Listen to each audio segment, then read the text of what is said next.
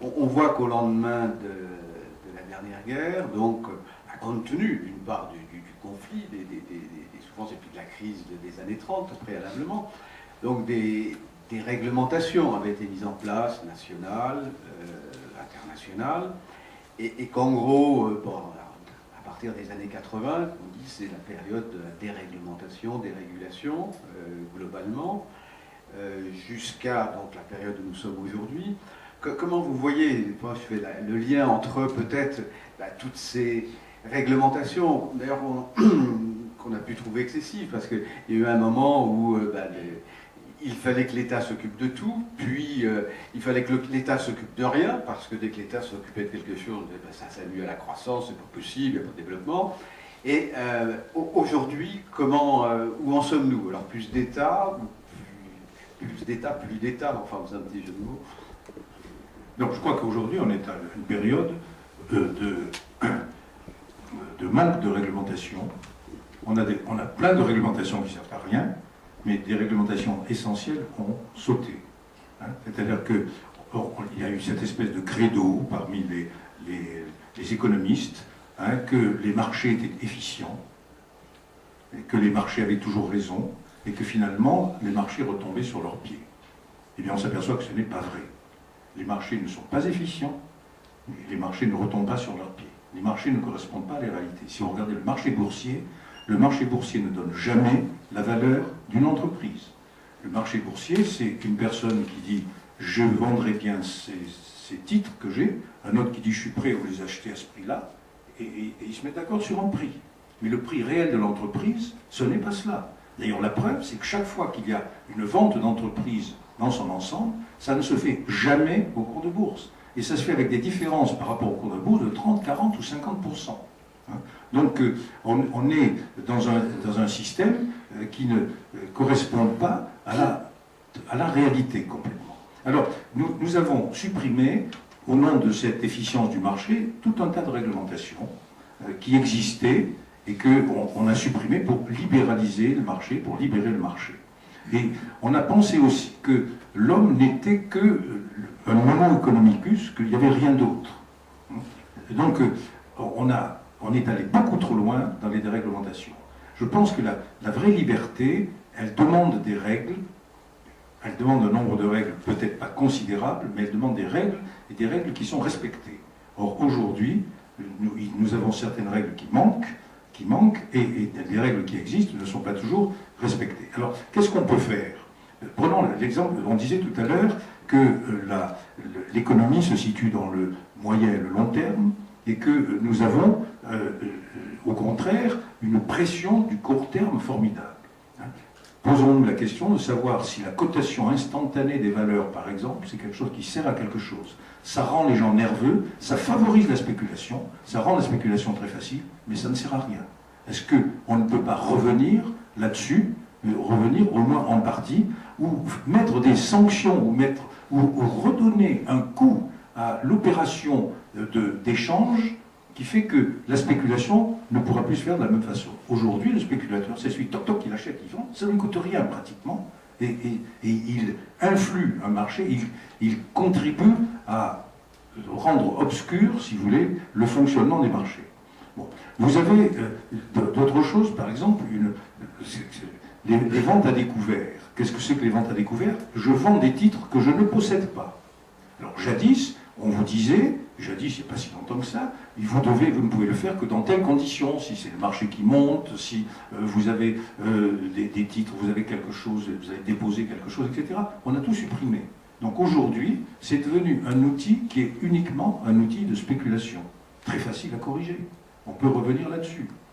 Vous avez une autre chose dans l'économie qui rend la spéculation, qui favorise terriblement la spéculation, c'est que quand vous votez, vous pouvez voter avec des titres que vous ne possédez pas.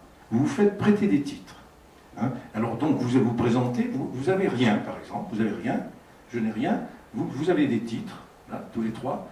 Je sais qu'à tous les trois, vous avez quelque chose qui va représenter 30 ou 40% de la société. Et vous allez me les prêter, je vous donnerai 3 sous pour ça, vous serez content, ça vous rapporte quelque chose. Et avec ça, je vais me présenter et je vais dire j'ai 40% du capital. et je ferai faire à l'entreprise quelque chose qui n'est pas dans l'intérêt de l'entreprise, mais qui est dans mon intérêt. Ce truc-là, c'est très facile de l'empêcher. Très facile de l'empêcher, on n'a qu'à dire que c'est interdit. Quand on vote avec des titres, on doit savoir, les titres qui votent, on doit savoir à qui appartiennent ces titres. C'est une chose qui existait jadis, qu'on a supprimée.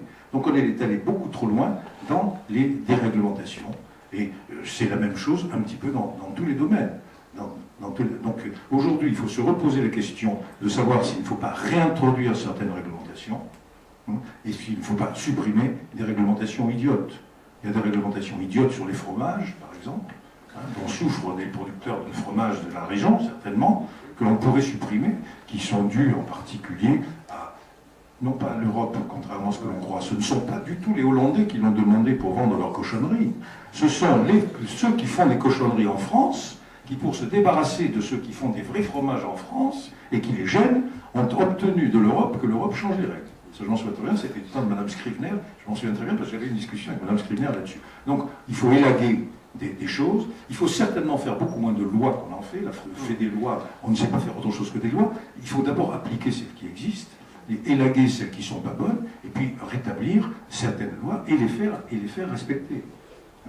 Donc, je ne sais pas si j'ai bien répondu, mais je dirais que le libéral que je suis demande plus de réglementation dans certains domaines et moins dans d'autres. Mais, donc, pour que les lois soient respectées, il faut un gendarme. Oui.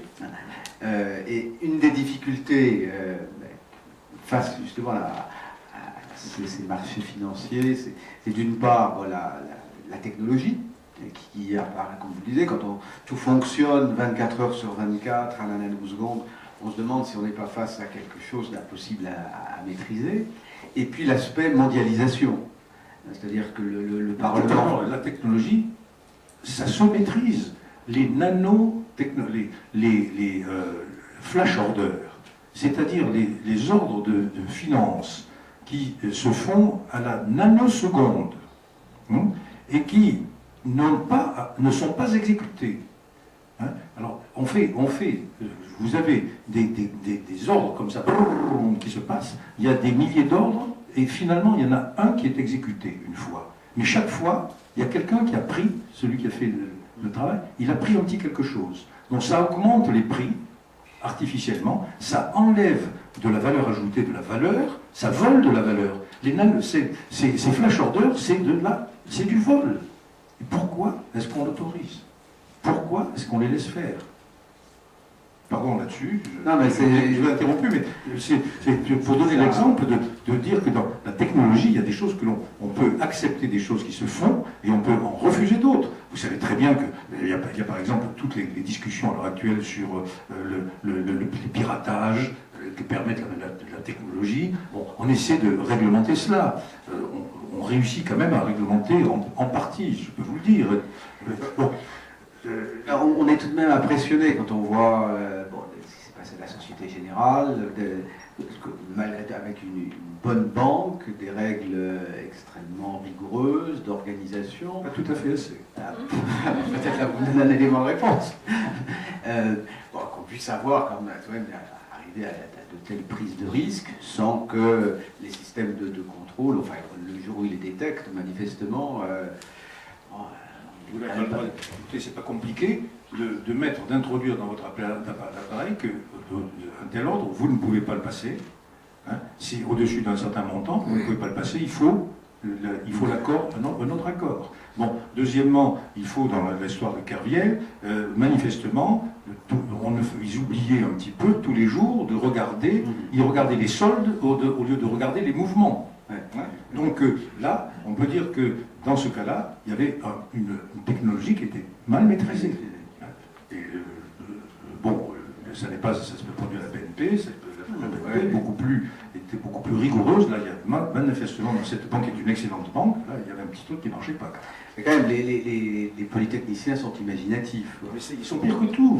Vous avez, dans les mathématiques financières, je me souviens très bien avoir discuté avec la professeure de mathématiques financières de l'école polytechnique. Je lui ai dit, mais qu'est-ce que vous apprenez à nos petits camarades? C'est pas possible de leur apprendre des trucs comme ça. Je leur ai dit, je vais leur apprendre des mathématiques. Maintenant, attendez, je vais leur apprendre des statistiques. Mais il y a un grand principe qui avait été inventé ou prononcé pour la première fois par un type qui s'appelait Joseph Bertrand au XIXe siècle. La statistique ne s'applique pas au nombre 1. Ouais. La statistique, c'est la loi des grands nombres. Eh bien, on a vu des gens vouloir appliquer les règles de la statistique au nombre 1. Et donc, on a fait plein de bêtises. On a fait des produits qui étaient un peu de bon sens. Hein, quand les fameux CDO, hein, sont des produits dans lesquels vous prenez des dettes, tout un tas de dettes, vous les mélangez et vous dites ça répartit les risques. Bon, mais vous ne savez pas ce qu'il y a dedans. Manifestement, c'est, comme on dit dans mon sud-ouest natal, c'est un attrape-couillon. Hein, et tout le monde a acheté ça. Alors il faut voir pourquoi ils achetaient, il faut rentrer dans tout le système pour comprendre comment ça se faisait. Mais c'est pas possible, c'est une perte de bon sens formidable. Il y a le moment où on a le droit de siffler, de dire c'est terminé. Vous avez tous entendu parler de la faillite, on a parlé de la faillite AIG, la grande société d'assurance américaine. Je la connaissais comme ma poche, cette société. Je connaissais le patron, c'était un ami, c'est beaucoup dire, mais je lui disais, mais qu'est-ce que vous êtes en train de faire? Vous faites des choses, vous ne savez pas ce que vous faites n'importe quoi. Il me dit, mais écoutez, j'ai besoin d'augmenter mes résultats de 15% pour tous les ans pour satisfaire mes actionnaires.